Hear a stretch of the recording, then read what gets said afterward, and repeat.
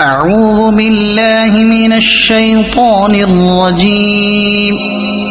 بسم الله الرحمن الرحيم. والنجم إذا هوى ما ضل صاحبكم وما غوى وما ينطق عن الهوى إن هو إلا وحي يوحى علمه شديد القوى ذو مرة فاستوى وهو بالأفق الأعلى ثم دنا فتدلى فكان قاب قوسين أو أدنى فأوحى إلى عبده ما أوحى ما كذب الفؤاد ما رأى أفتمارونه على ما يرى ولقد رآه نزلة أخرى عند سدرة المنتهى عندها جنة المأوى إذ يغشى السدرة ما يغشى ما زاغ البصر وما طغى لقد رأى من آيات ربه الكبرى أفرأيتم اللات والعزى ومناة الثالثة الأخرى ألكم الذكر وله الأنثى تلك إذا قسمة ضيزى إن هي إلا أسماء سميتموها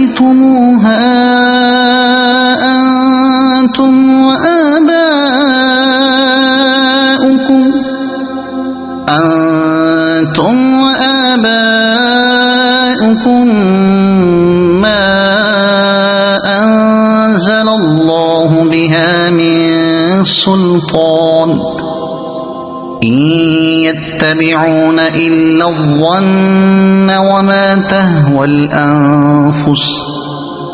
ولقد جاءهم من ربهم الهدى أم للإنسان ما تمنى فلله الآخرة والأولى وكم من ملك في السماوات لا تغني شفاعتهم شيئا إلا من بعد أن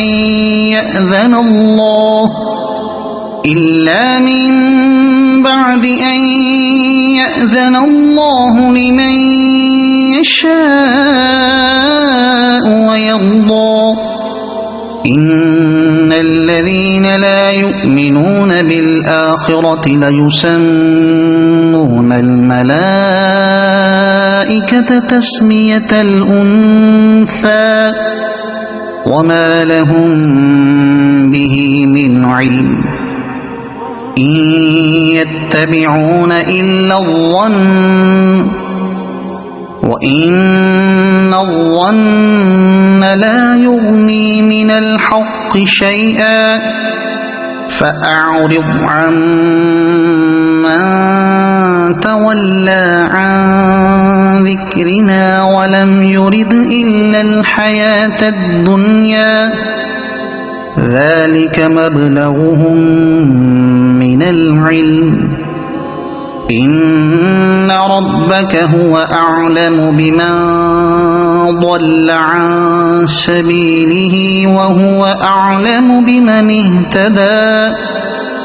ولله ما في السماوات وما في الأرض ليجزي الذين أساءوا بما عملوا ويجزي الذين أحسنوا بالحسنى الذين يجتنبون كبائر الإثم والفواحش إلا اللمم إن ربك واسع المغفرة هو أعلم بكم إذ أنشأكم من الأرض وإذ أنتم أجنة في بطون أمهاتكم فلا تزكوا أنفسكم هو أعلم بمن اتقى أفرأيت الذي تولى وأعطى قليلا وأكدى أعنده علم الغيب فهو يرى أم لم ينبأ بما في صحف موسى وإبراهيم الذي وفى ألا تزر وازرة وزر أخرى وأن ليس للإنسان إلا ما سعى وأن سعيه سوف يرى ثم يجزاه الجزاء الأوفى وأن إلى ربك المنتهى وأنه هو أضحك وأبكى وأنه هو أمات وأحيا وأنه خلق الزوجين الذكر والأنثى من نطفة إذا تمنى وأن عليه النشأة الأخرى وأنه هو أغنى وأقنى وأنه هو رب الشعرى وأنه أهلك عادا الأولى وثمود فما أبقى وقوم نوح من قبل إنهم كانوا هم أظلم وأطغى والمؤتفكة أهوى فغشاها ما غشا فبأي آلاء ربك تتمارى هذا نذير من النذر الأولى أزفت الآزفة ليس لها من دون الله كاشفة